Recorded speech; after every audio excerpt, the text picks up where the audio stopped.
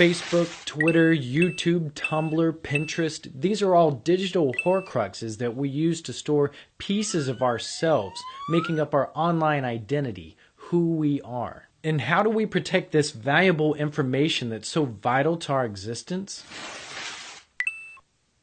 Really? Are you kidding me? By the end of this video, you're going to see how easy it is to crack simple passwords like these.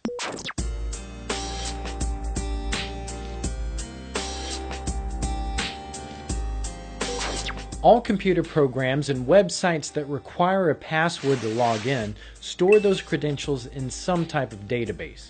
And I'm sure you've heard or read about some big online companies whose user databases have been hacked or stolen and innocent people's passwords revealed. How does this happen?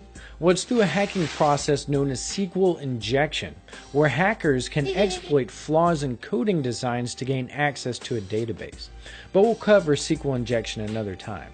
To add a bit more security, passwords aren't stored in a database as is, or in plain text. Instead, most programs now use some type of encryption method to convert the password to some type of illegible gibberish, also known as a hash, before storing it. So even if someone breaks into the database, they won't immediately have your password. All they'll have is gibberish. Some of the most popular types of hashing algorithms are NTLM, which is used by Windows, MD5, and SHA-1. To see a couple of these in action, you can visit this website and then just enter in a string to see what each algorithm converts it to. But as I'm about to show you, even these hashes are hackable. If you're able to get your hands on a password hash through SQL injection or otherwise, then you can use special software to reverse the encryption and find the password. One of the more popular types of password cracking programs is Cain-Enable, which you can download from here. Once it's installed and launched, you'll see tons of different hacking tools, but the one we're going to focus on is under the Cracker tab, which is used for cracking passwords. On the left, you'll see a list of different types of hashing algorithms. Let's select NTLM hashes, for example, which is what Windows uses to encrypt passwords. To import hashed passwords, click on the plus sign and select the first option to import hashes from all the users on your current computer. Otherwise, you can import hashes from a text file or a database file, and then click Next. A list of all the accounts on the system will pop up, and our area of interest will be the NT password column. If it says empty, that means there isn't a password on the account. If it's blank, then it has a password. So right-click on the account that you wish to crack, and it will give you different cracking options: dictionary, brute force, and cryptanalysis attacks. A dictionary attack reads from a list of preset passwords to try.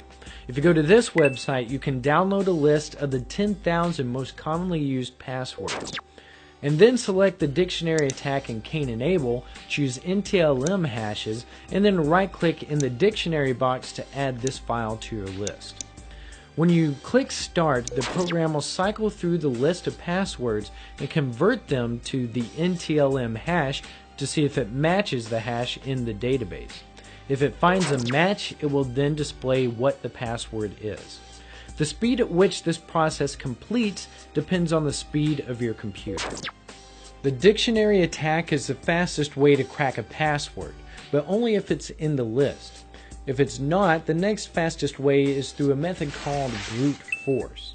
Brute force is essentially a method of trying all possible combinations of letters, numbers, and/or symbols and then hashing them until it finds a matching combination. This is where the complexity of your password really pays off. On average, more than half the passwords on the internet are lowercase letters and 6 characters in length. On my i7 laptop with 16 gigabytes of RAM, that only takes 30 seconds to crack. So if that's you and someone breaks into LinkedIn or Twitter's databases, you're screwed. To use brute force in Cain-Enable, right-click on the user, select brute force, and then select NTLM hashes, and it will bring up a new window with criteria regarding the password complexity. As you can see, adding just one number to your password raises the crack time to 4 minutes. Adding a number in uppercase letters takes more than an hour. Then throwing a symbol into the mix bumps it up to about 5 hours. Still, this is a very short amount of time when it comes to your security. But if you include all those characters and then increase the length of your password to say 10, the time to crack it increases exponentially. In this case, it'll take about 18,000 years. Now that's more like it. Brute force is the most common means of password cracking. But there's a third option called cryptanalysis, which is simply the study of cryptography to see if it can be breached.